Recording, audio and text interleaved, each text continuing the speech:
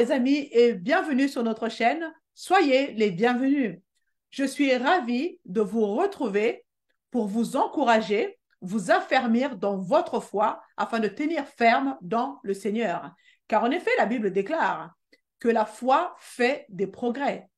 Nous allons partager 3 courts sujets qui me semblent importants pour notre croissance spirituelle en Christ.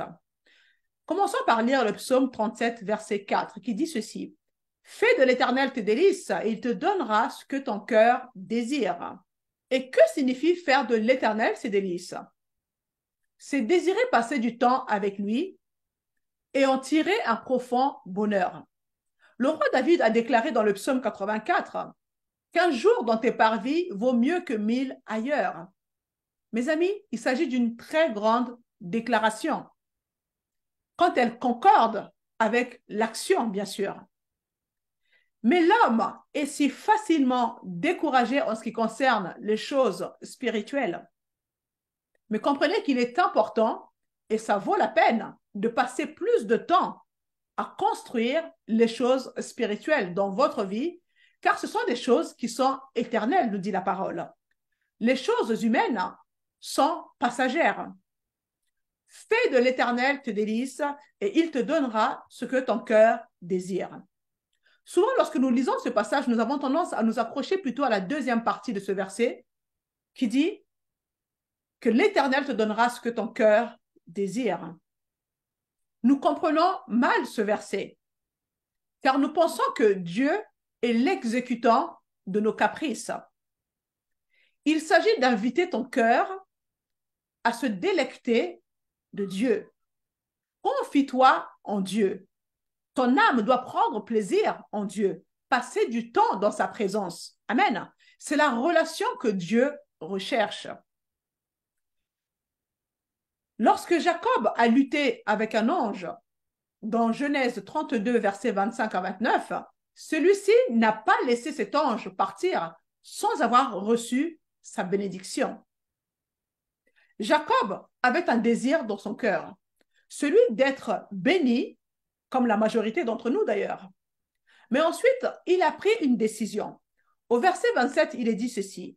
L'homme dit, « Laisse-moi partir, car l'aurore se lève. » Jacob répondit, « Je ne te laisserai point partir sans que tu me bénisses. » Donc, nous voyons ici la détermination de Jacob par le fait qu'il ne voulait pas abandonner avant d'avoir reçu sa bénédiction.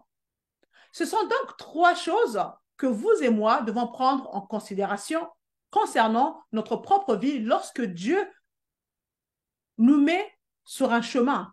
Dieu met des désirs dans notre cœur. Et à la lumière de Psaume 37, verset 4, cela signifie que notre désir deviendra son désir. Mais après avoir reçu ce désir, vous devez absolument prendre la décision de poursuivre ce désir. Après avoir pris la décision, vous devez être déterminé et bien sûr, vous n'avez aucun intérêt à faire demi-tour, car après tout, vers quoi allez-vous retourner?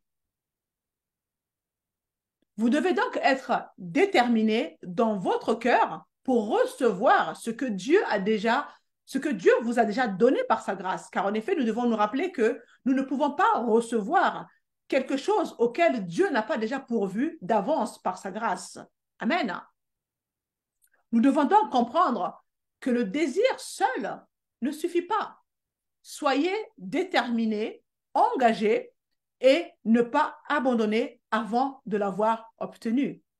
Dans Matthieu 11, verset 12, il est dit ceci, « Depuis les jours de Jean le Baptiste, jusqu'à présent, le royaume des cieux est soumis à la violence et ce sont les violents qui s'en emparent. » Amen. Nous voici maintenant à notre deuxième sujet. Dans Actes 1:8, il est dit ceci. Vous recevrez une force. Dans certaines versions, il est dit, vous recevrez une puissance.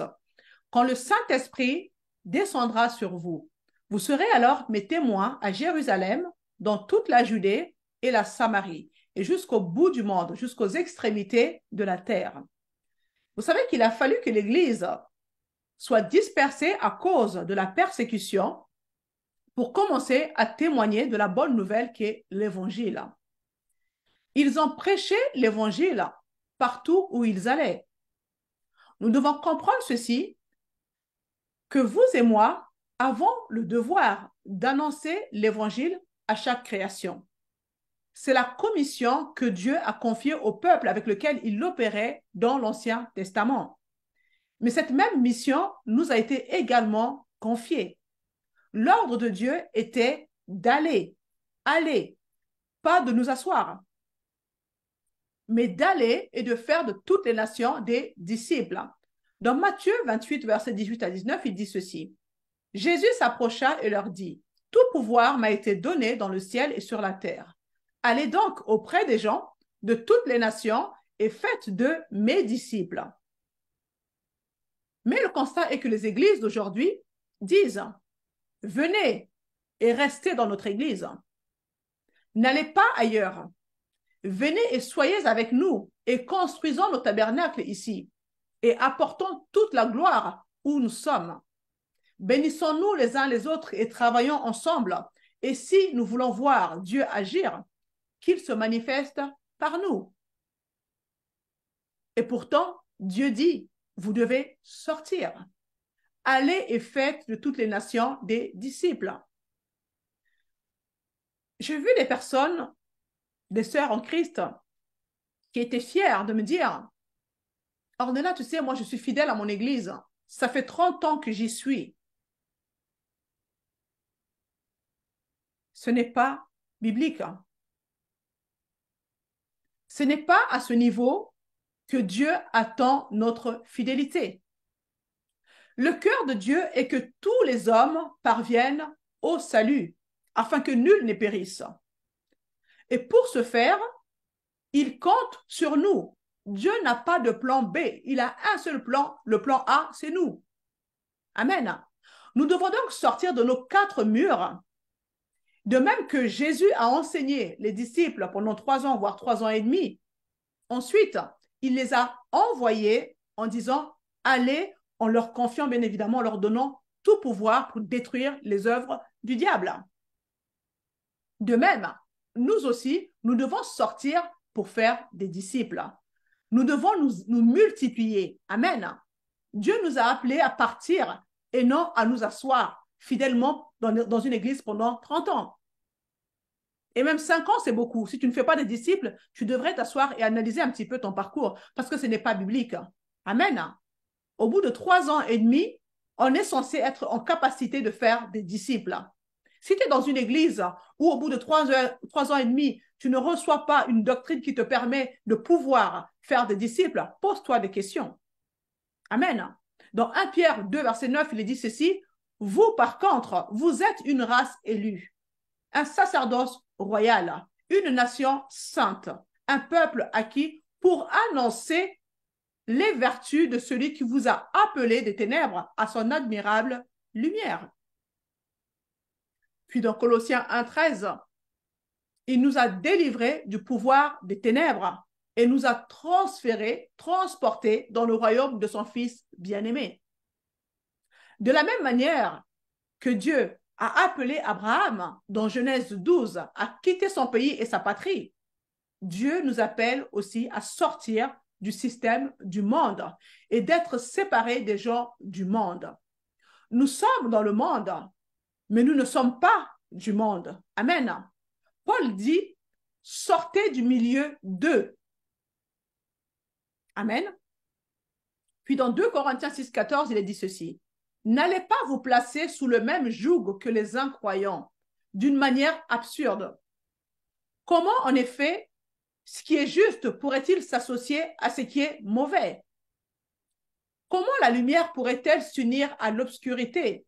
Dans certaines versions, il est dit, qu'a-t-il en commun entre la lumière et les ténèbres? Nous avons été transférés des ténèbres vers la lumière. Nous avons changé de royaume.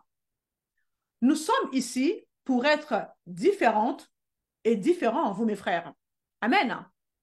Vous, par contre, vous êtes une race élue, un sacerdoce royal, une nation sainte, un peuple acquis afin d'annoncer les vertus de celui qui vous a appelé des ténèbres à son admirable lumière. Nous devons faire connaître les louanges de celui qui nous a appelés des ténèbres vers la lumière. C'est par la foi qu'Abraham a répondu à ce que Dieu lui a demandé de faire. Et il en est de même pour nous, les amis. Amen. Il est temps, mon frère, ma sœur, de te séparer des lots qui sont dans ta vie. Dans Proverbe 13, verset 20, il est dit ceci. À fréquenter les sages, on gagne en sagesse. Mais la compagnie des personnes stupides amène le malheur. Alors que certaines personnes de ton entourage veulent se porter vers l'avant comme jamais, d'autres qui marchaient avec toi veulent repartir en arrière. Vous savez, ce genre de personnes qui ont des comportements instables. Paul dit, séparez-vous du milieu d'eux. Nous sommes responsables de l'onction qui est sur nous. Et vous savez, certaines fréquentations peuvent affaiblir cette onction. Ne vous laissez pas égarer par ce genre de personnes. Amen. Nous voici maintenant dans notre troisième et dernier point, où j'ai vraiment à cœur de vous encourager de ne plus laisser le diable vous voler dans le domaine des finances. Et ce, d'ailleurs, dans n'importe quel domaine de votre vie, il n'a pas à vous voler. Amen. La pauvreté est un état d'esprit. L'état d'esprit qui gouverne notre cœur déterminera le fruit que nous porterons dans notre vie. La manière dont vous vous voyez et ce que vous voyez déterminera également ce que vous allez expérimenter dans la vie. C'est votre perception de vous-même. Vous savez, Marc 11, 24 nous enseigne sur la puissance de l'imagination. C'est votre âme qui s'aligne avec votre esprit afin que la vie dans votre esprit et les promesses de Dieu puissent se manifester. C'est ce que nous appelons communément le renouvellement de la pensée. Nous devons voir ce que Dieu nous dit et non voir ce que nous avons vécu. La pauvreté n'est pas votre partage. Voici la définition de la prospérité selon Dieu. Dans 2 Corinthiens 9, verset 8, il est dit ceci. Et Dieu a le pouvoir de vous combler de toutes sortes de grâces, afin que possédant toujours à tous égards de quoi satisfaire à tous vos besoins, vous ayez encore en abondance pour toute œuvre bonne. Amen.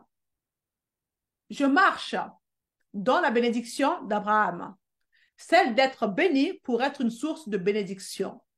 Jésus nous a libérés de la malédiction de la loi. Et bien évidemment, la pauvreté en fait partie. De ce fait, je brise toutes les chaînes de la pauvreté dans ma vie, dans ma famille, au nom de Jésus. Je refuse de vivre dans la pauvreté avec l'esprit de manque, car en effet, ce n'est pas mon partage. Je suis héritière de Dieu et co-héritière de Christ. Je suis bénie pour être une source de bénédiction pour les autres. C'est cela la bénédiction biblique. Amen. Ma corbeille et ma huche sont bénies, le fruit de mes entrailles est béni de génération en génération. Amen. Je ne permets plus à Satan de venir me voler dans ce domaine, ni dans aucun autre domaine de ma vie d'ailleurs, dans le nom de Jésus-Christ. Pauvreté, je te commande dans le nom de Jésus de sortir de ma vie et de ne plus revenir. Je suis un enfant d'un père riche. 1 Timothée 5,8 nous dit qu'au fait, Dieu est mon père. Je suis de sa famille. Je suis sa fille. Il a soin de moi. Amen. Car en effet, Dieu n'est pas un infidèle. Dieu a soin de moi. Il pourvoit à tous mes besoins. Amen. Ce qui est à Dieu est à moi. L'or et l'argent lui appartiennent. L'Éternel Dieu est mon or, mon argent et ma richesse. Je suis prospère à tous égards et je suis en bonne santé comme prospère l'état de mon âme. Je suis béni dans ma ville, béni à mon départ et béni à mon arrivée. La bénédiction de Dieu m'enrichit et m'envahit et je suis pleinement favorisé par Dieu. je possède la grâce de créer des richesses, car le plus grand est en moi. Alors, Seigneur, maintenant, je prends possession de mon héritage. Je prends possession de cette promesse celle d'être béni pour être une source de bénédiction. Amen. Avoir suffisamment et plus. Père, tu as renversé la malédiction dans ma vie à cause de la croix. Je reçois mon héritage et la bénédiction d'Abraham est mienne dans le nom de Jésus-Christ. Amen. Bref, j'essaie simplement de vous faire comprendre un petit peu l'état d'esprit dans lequel vous devez être lorsqu'il s'agit de prendre possession de ce qui vous appartient du droit divin. Amen. Donc, votre état d'esprit fait la différence. Si vous fixez vos yeux sur vos circonstances, sur les difficultés que vous traversez, à ce moment-là, vous êtes en train de magnifier la situation. Amen. Or, vous devez magnifier Dieu. Amen. Semez la parole dans votre cœur. Tout dans le royaume de Dieu fonctionne par la loi de la semence et la récolte. Vous devez absolument semer la parole dans votre cœur. Prenez connaissance de ce qui vous appartient déjà en Christ. Et c'est le renouvellement de la pensée qui vous aide à prendre connaissance de tout cela. Amen. Semez cette parole doit devenir une réalité dans votre cœur, pas seulement dans votre intellect. Amen. Et ensuite, agissez selon cette vérité. Bien évidemment, il ne s'agit pas de répéter simplement ces paroles de façon intellectuelle, car la Bible déclare qu'il vous sera fait selon votre foi. Vous devez donc faire en sorte que cette parole soit vivifiée dans votre cœur par la puissance du Saint-Esprit. Vous êtes un générateur, une génératrice de richesses. Ayez donc l'audace d'entreprendre des choses et Dieu mettra sa main pour votre réussite. Il ne s'agit pas de croiser les bras et réciter toutes les promesses, proclamer toute la parole de Dieu sur les bénédictions financières et attendre que ça tombe du ciel. Ça ne se passe pas comme ça. Vous devez travailler. Amen. Et Dieu est là pour accompagner vos projets. Dieu est là pour donner le succès, la réussite à tous vos projets, vos activités, vos entreprises, etc. Amen. C'est à vous de vous mettre en action. Mettez-vous en action et Dieu fera le reste. Amen. Voilà un petit peu ce que je voulais partager avec vous pour vous encourager et vous édifier dans votre sainte foi. En Christ, vous êtes déjà bénis. Abonnez-vous si ce n'est pas encore fait. Partagez la vidéo autour de vous pour encourager quelqu'un d'autre. Amen. Et je vous dis à la prochaine.